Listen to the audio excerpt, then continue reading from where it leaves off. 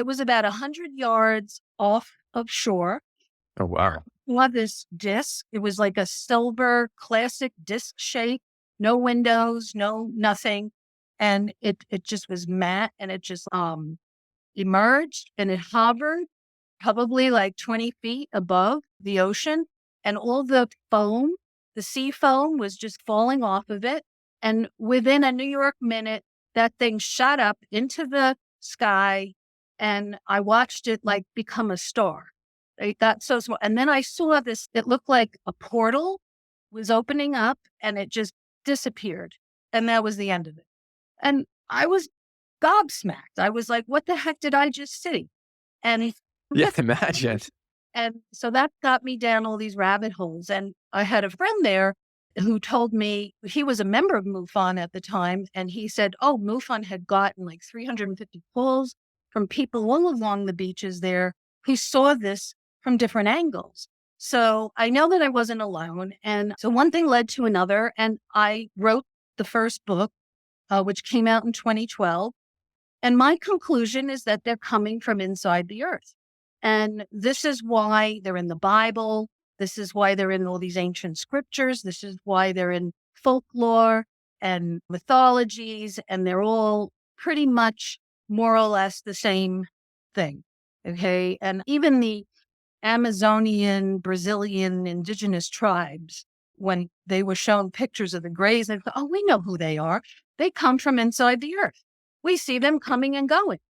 And then, so I found out that there's portals. There's portals all around the planet, and they come and go in these portals.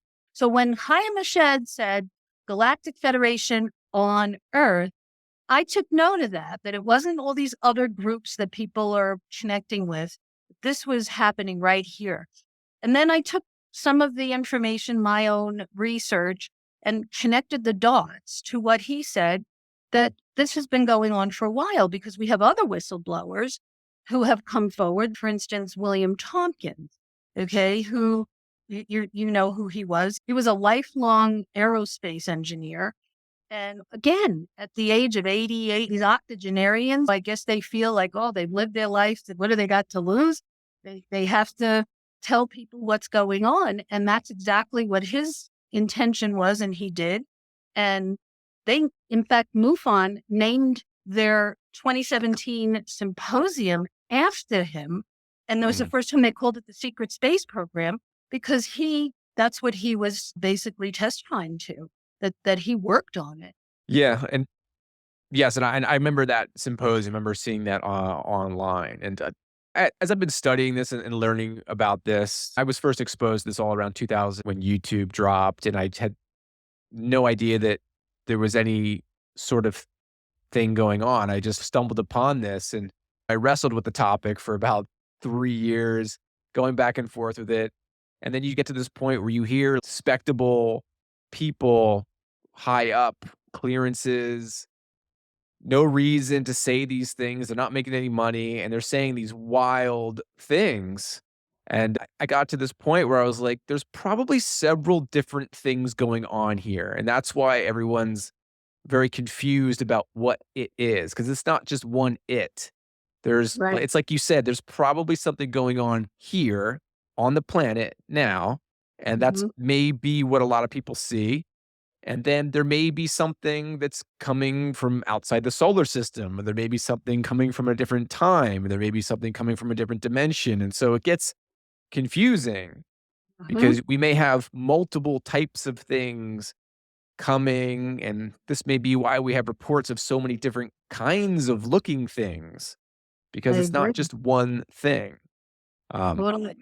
But I'm starting to buy into this idea of the beings here on this planet. I've heard respectable people say this, like Danny Sheehan has just flat out said it, that there are bases under the water and underground, and there are physical beings inhabiting these things. And I get the sense that there may be people high up that know this. And Yeah, I don't know, what is your take on that? absolutely. And high up, how about President Trump? So that was the other part of the message that Chaim Eshed told the Yedidot Achronot was, not only is the United States and Israel in working agreements with the Galactic Federation on Earth, but that President Trump knows about it because this was in November of 2020. He was still the president then. So, yes, higher ups, absolutely.